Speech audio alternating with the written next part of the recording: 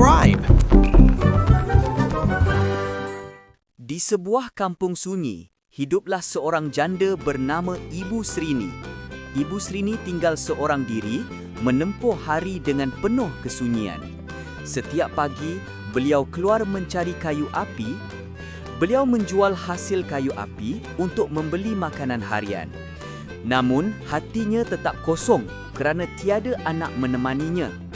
Setiap malam, beliau berdoa agar dikurniakan seorang anak. Doa itu menjadi harapannya sejak lama tanpa pernah berputus asa. Kehidupannya sederhana, rumah kecil beratap rumbia berdiri teguh. Sawah padi terbentang menjadi sumber rezeki penduduk kampung. Walaupun kesunyian, beliau tetap tabah meneruskan kehidupan. Musim hujan tiba, tanah subur dipenuhi tumbuhan menghijau. Ibu Srini sering termenung melihat kanak-kanak bermain di halaman. Hatinya terasa hiba, membayangkan jika beliau punya anak. Beliau sering membantu jiran, walaupun dirinya serba kekurangan. Penduduk kampung mengenali beliau sebagai wanita baik hati. Namun dalam hati, masih tersimpan hajat besar tidak tercapai. Ibu Srini percaya doa yang ikhlas pasti dimakbulkan. Suatu pagi, beliau memutuskan masuk ke hutan mencari herba. Hutan itu tebal dan gelap, penuh bunyi unggas dan burung. Langkahnya perlahan, hati tetap berani walaupun sendirian di hutan. Tiba-tiba, terdengar suara garau menggema dari balik pokok besar. Ibu Srini terkejut melihat seekor raksasa besar muncul. Raksasa itu tinggi, berbadan sasa berkulit hijau menyeramkan. Matanya merah menyala, giginya tajam, tangannya besar. Ibu Srini kaku ketakutan, tubuhnya menggigil hebat. Raksasa menghampiri, suaranya garau namun penuh keyakinan. Dia menawarkan benih timun emas kepada Ibu Srini. Sebagai balasan, raksasa meminta sesuatu pada masa hadapan. Ibu Srini menerima benih itu kerana keinginan memiliki anak. Dengan hati berdebar, beliau pulang membawa benih emas. Di rumah, Ibu Srini menyimpan benih emas itu dengan cermat. Keesokan hari, beliau menanam benih itu di belakang rumah. Beliau menggali tanah kecil, meletakkan benih emas dalamnya. Setiap hari, beliau menyiram benih dengan penuh kasih sayang. Benih mula bercambah. Batang hijau kecil tumbuh menjulang. Hari berganti hari, pokok timun tumbuh semakin besar. Akhirnya, muncullah sebiji timun emas bercahaya indah. Timun emas itu lebih besar daripada timun biasa. Dengan hati-hati, Ibu Srini memetik timun emas tersebut. Beliau membelah timun emas, terkejut melihat seorang bayi cantik tersenyum di dalam timun. Air mata kegembiraan mengalir di pipi Ibu Srini. Beliau menamakan bayi itu Timun Mas, tanda keajaiban. Timun Mas membesar menjadi gadis baik hati dan rajin. Beliau membantu ibunya di sawah dan rumah setiap hari. Kehidupan mereka semakin bahagia dengan kehadiran Timun Mas. Namun, jauh di hutan, raksasa masih menanti janjinya. Ibu Srini sering bimbang mengingat janji kepada raksasa. Timun Mas semakin remaja, kecantikannya terselah mempesona. Penduduk kampung menyukai Timun Mas kerana kerajinannya. Pada suatu malam, Ibu Srini bermimpi tentang bahaya besar. Mimpi itu memperlihatkan raksasa datang menuntut janji.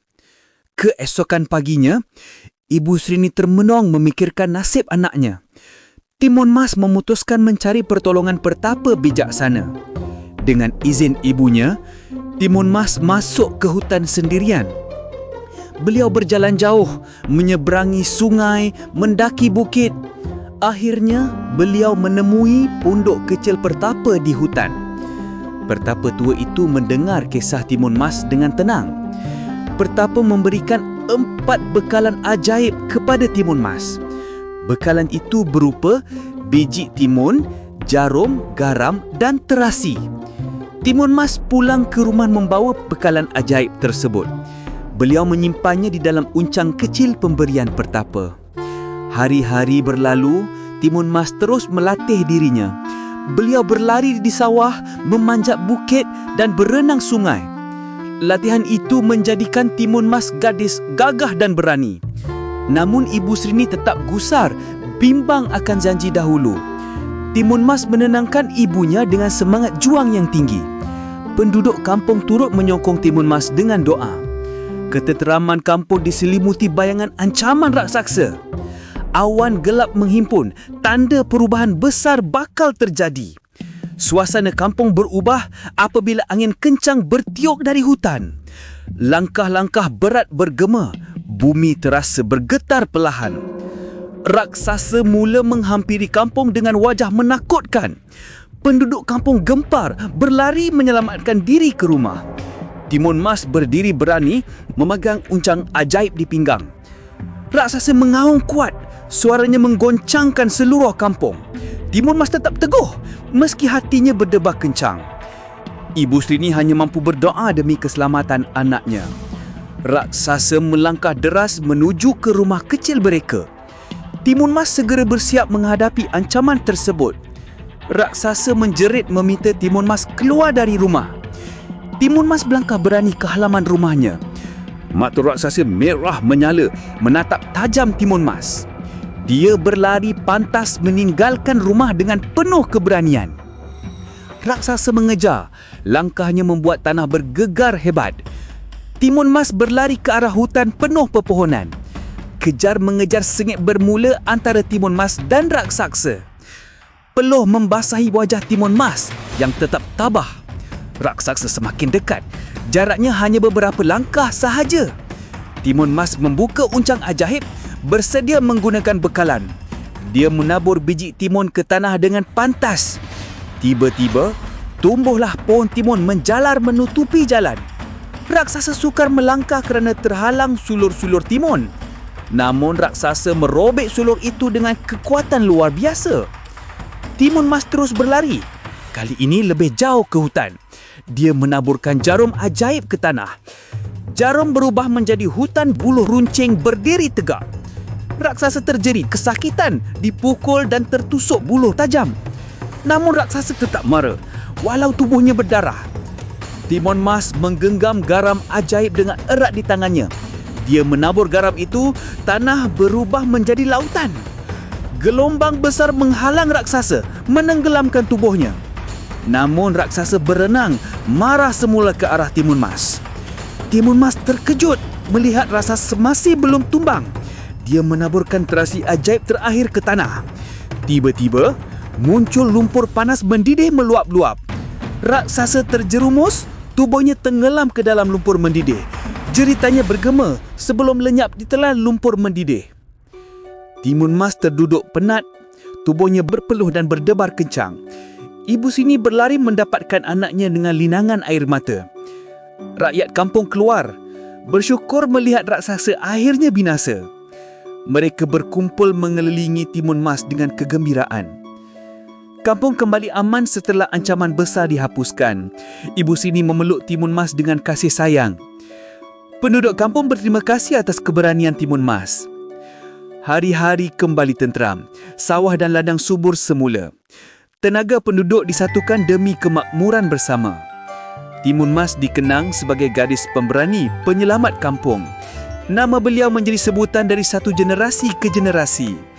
Rakyat menjadikan kisah ini teladan agar tidak lupa janji.